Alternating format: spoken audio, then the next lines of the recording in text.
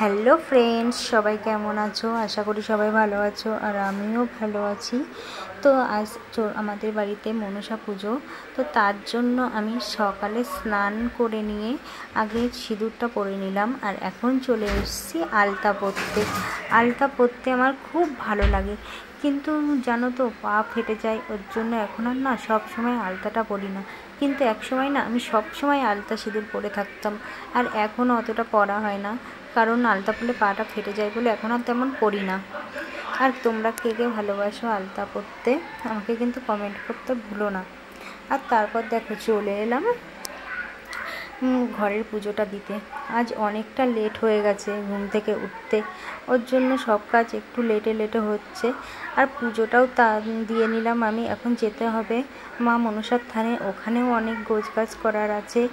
ব্রাহ্মণ মশাই বলেছেন তাড়াতাড়ি চলে আসবেন, তো ওখানে যাব এবার ঠাকুর পুজোটা দিয়ে নিয়ে। আর এই যে ঘরের পুজোটা দেয়া হয়ে গেলে না সংসারের যেন অর্ধেক কাজ হয়ে যায়, তো তার জন্য আগে পুজোটাই দিয়ে নিলাম। তারপর যাব মা মনসার থানে, ওখানে অনেক কিছু গোছগাছ করার আছে। কিন্তু তাই দেখো এই যে চলে এসেছি মা মনসার থানে। অনেকটা লেট হয়ে গেছে, ঠাকুরমশাই একবার এসে ফিরে গেছেন, কিন্তু এখন পাশের বাড়ি কয়েকজন বউকে ডেকে নিয়ে এসেছি, মানে আমার যাকে।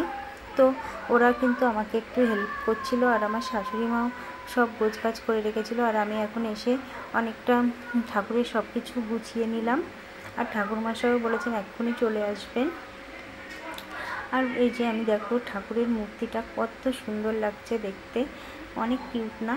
আর এই যে আমাদের ঠাকুরমশাই চলে এসছেন, আর আমাদের পাশের বাড়ি এই যে বউগুলোও চলে এসছে পুজো করতে। আর এই দেখো এখন দেখলাম যে রাস্তা দিয়ে কিছু বাচ্চারা ঠাকুর নিয়ে দৌড়াতে যাচ্ছে, কি ভালো লাগছে দেখতে। আর এদেরকে দেখে না মনে পড়ছে সে পুরোনো দিনের কথা, আমরাও একসময়